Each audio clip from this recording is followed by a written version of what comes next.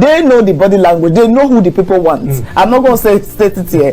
The people, the coalition team, the masses, we all know. I don't myself might not know. So. Oh, yourself might not know. Oh, you don't know. Really, that's what I'm asking you. I will give. I know what Messi is trying to do. Messi is trying to subject us to a candidate. I won't do that here. You know, we all know what is best for Nigeria. When that time comes, it's going to be obvious. The coalition will know, the masses will know that this is the direction, this is where the pointer is leading.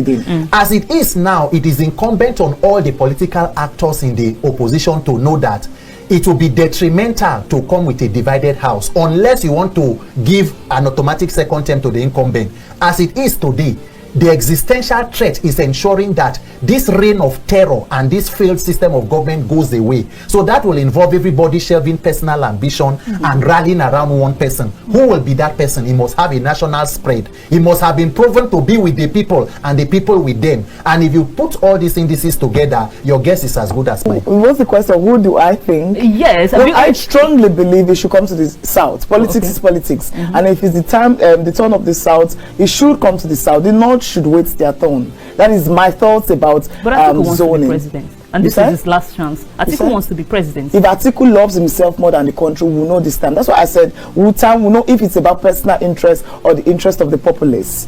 You know, Atiku needs to look at the country right now and see if he would push further with his intentions, or if he will consider the plight of the masses. Look, to be honest, I hope and I wish that Nigeria will grow beyond this politics of zoning, where we will put merit and capacity or competence. Mercy, if the person who can fix Nigeria is an Igala man, the Lord be with him, please get the job done. Out of the about 15 or 16 heads of state we had had in 1960, more than 10 have come from the northern region. How has it impacted the welfare of the persons there in terms of out-of-school children, in terms of poverty and all the economic indices? But then again, we must face the reality. We are a country that has our own federal character and ethnic divisions. The PDP made the mistake the last time in 2023 that cost them that election. Every part of this country, the north and south, have always had the shots at the presidency. They decided that it should have been microzones even to the southeast, but they decided to throw it open because of the personal ambition of the former vice president. At this point, it is important that you read the body language in the room and you see that you have an opportunity to become an eternal statesman. At almost 80 years of age, I mean, it is incumbent, it is okay if you sit back and say, let the country move forward. You took somebody as your vice presidential candidate in 2019, it is because you believed in his capacity.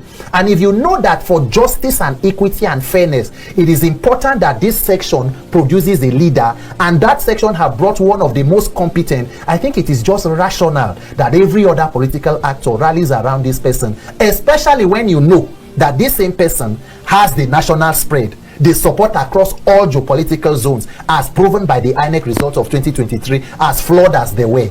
So without, it is no gainsaying that we know, they know what to do. It is up to them to decide whether we will do what is right in the interest of the country, or we pursue personal interest and then still be detrimental to the entire country. Anyway, there's a certain way we know that politics runs in this country, and when we talk about that way, you mentioned track record, and also I will tell you, I will bet you that when it comes to politics, when it comes to their inner calculus, there are a lot of things that are being considered. And now, if this coalition must survive, it has to be zoned to the south, at least for the Southerners to complete the 8 years tenure, the second term, I mean. Now, looking at the people, the heavyweight figures we're seeing in this coalition from the south is Peter Obi and Rotimi Amechi. But a lot of, do you think that looking at Peter Obi, of course, we know there is a group of people known as the Obedience, and they of course have a very big momentum.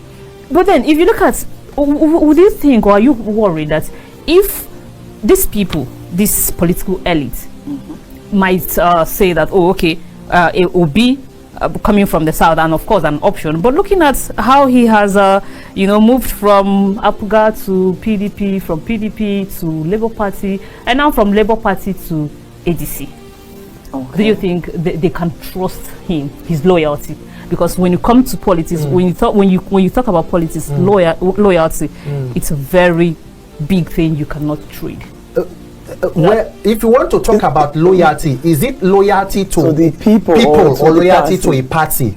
If you to Nigerians is loyalty to the people, but in politics. Yes. Mercy, everybody in the coalition. I mean, Moves from a Atiku particular- was the one who led the NPDP that left to form the APC. Amechi was the DG of President Buhari's campaign in 2019, in 2015. He became his minister there.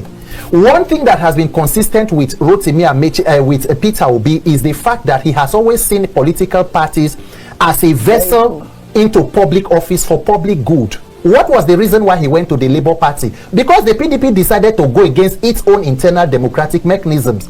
And that is why it got to where it is. But aside whatever platform that he is, the most important thing is the character and consistency of this person in managing the public trust that is put to them.